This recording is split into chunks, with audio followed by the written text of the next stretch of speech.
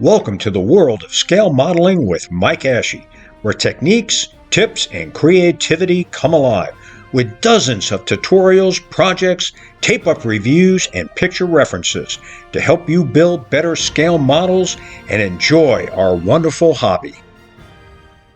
Welcome to Part 7 of our 7-part series on super detailing the 1 to 3/50th scale Tamiya USS Missouri. In Part 7, we're going to wrap up all the sub-assemblies, add the main railings, and call it a day. So, let's get started. The aft smokestack assembly has all of its railings and it's ready for some rigging. The multi-piece railing length on the mid-level platform was attached with some white glue so they could be positioned properly. Here again, flat gold gray was applied with the detail brush at the base of the railings. The yardarm rigging is being installed using nylon sewing thread that was inked with a black indelible marker. Tiny drops of superglue are applied to the rigging locations on the outer yardarm holes. The excess lengths of rigging were cut with a single-edge razor blade. This assembly is now ready to be installed. The upper rigging had to be cut off because it was bending the radar mast. The paper flag was carefully folded onto itself and the rigging with white glue. It was given a wavy appearance. The yardarm rigging was then attached. The excess lengths were cut with a single-edge razor blade. With all the detail parts installed, the aft stack is now ready to be attached to the superstructure. The forward top superstructure has been glued into place and it's now ready for the signal flag rigging. The aft smokestack assembly has also been glued into place and it's also ready for its signal flag rigging. The entire superstructure assembly is now complete and we're ready to start rigging. The rigging between the forward and aft mast was installed using nylon thread inked black. The rigging was carefully threaded through the tiny Photoetch rings on the mast yardarms. The yardarm to yardarm rigging was slowly made taut and taped to the bow area. The yardarm to yardarm rigging was also taped at the stern, and tiny adjustments made by repositioning the tape until all 4 rigging lengths were tight.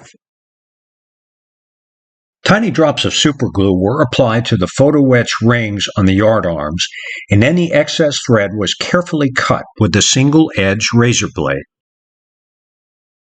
The nylon thread for the signal flag lines was inked with a brown indelible marker.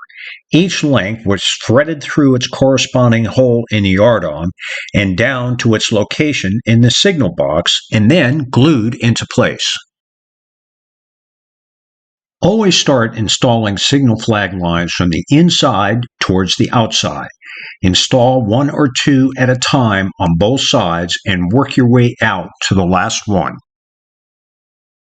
Since my hands are not that steady, I used an overhead lamp to keep the signal flag lines tight until the glue dried.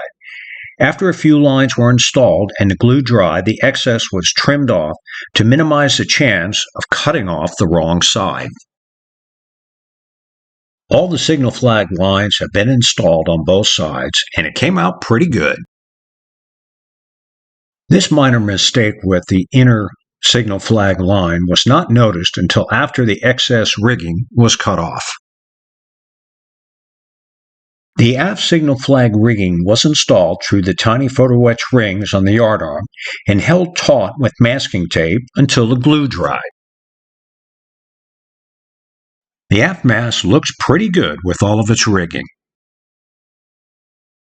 Now that the rigging is complete, the 20mm and 40mm guns are being added as well as the radars and gun directors. The aft area is also getting filled out with guns and directors. The stems for the Blue Ridge Models 3D printed 20mm guns were slightly larger than the holes in the deck, so they needed to be enlarged slightly. The guns were attached with white glue so they could be positioned. The assembly of the 16-inch guns is complete, and now they're ready to be glued into place. The barrels on the 5-inch 38 turrets were attached with white glue so they could be positioned at the same elevations. The gold medal model's 20mm ammo box covers were positioned with a round flat-ended toothpick with a moistened tip and attached with tiny drops of white glue. The aircraft were airbrushed dark sea blue, and the canopies and propellers were painted flat black.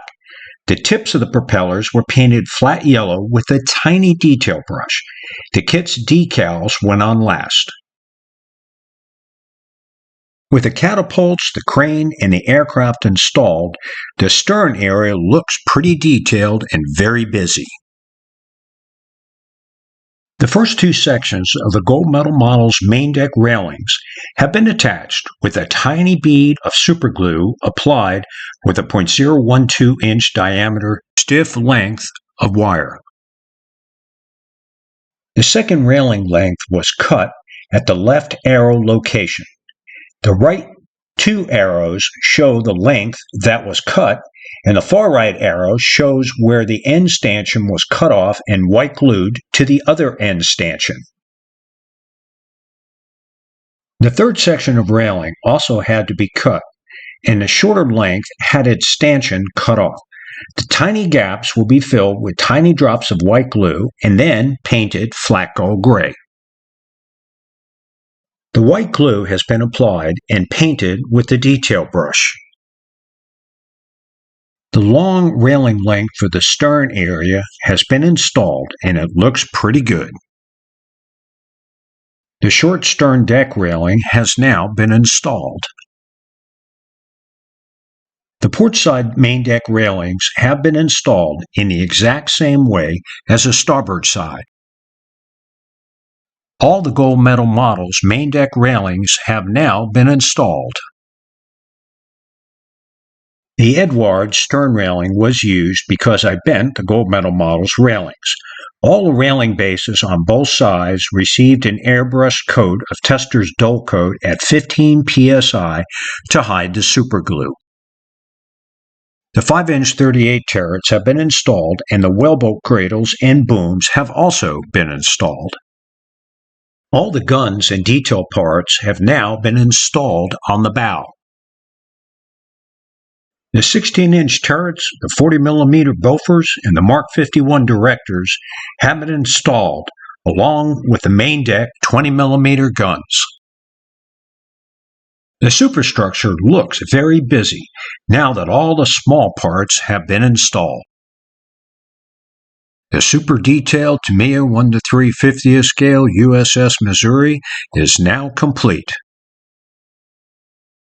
Careful masking and airbrushing can really make the difference in the appearance of a model.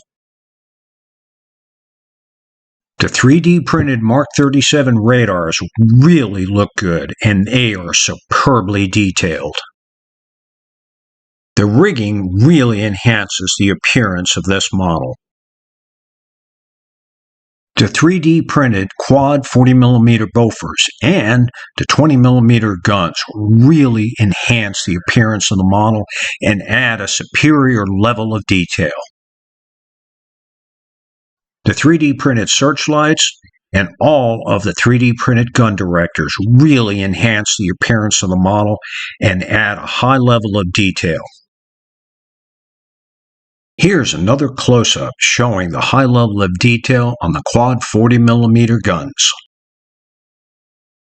The gold medal model's catapults are well detailed and really enhance the appearance of the stern area. This concludes our YouTube series on super detailing the Tamiya 1:350th scale USS Missouri. Don't forget to subscribe to our channel, give us a thumbs up, and if you get the chance, visit our website at www.mikeashley.com. I also included a link below where you can download from our website a PDF folder that contains all of the photos and the captions associated with this project. Have a great evening and happy scale modeling. Thanks for watching, and don't forget to subscribe to our channel and give us a thumbs up. And when you get the chance, visit our website at www.mikeashley.com, where you're going to find dozens of free PDF downloads, including tutorials, picture references, model galleries, projects, and my 5 original scale modeling books. Thanks to Ben Sound and Videvo for the royalty-free music, and happy scale modeling!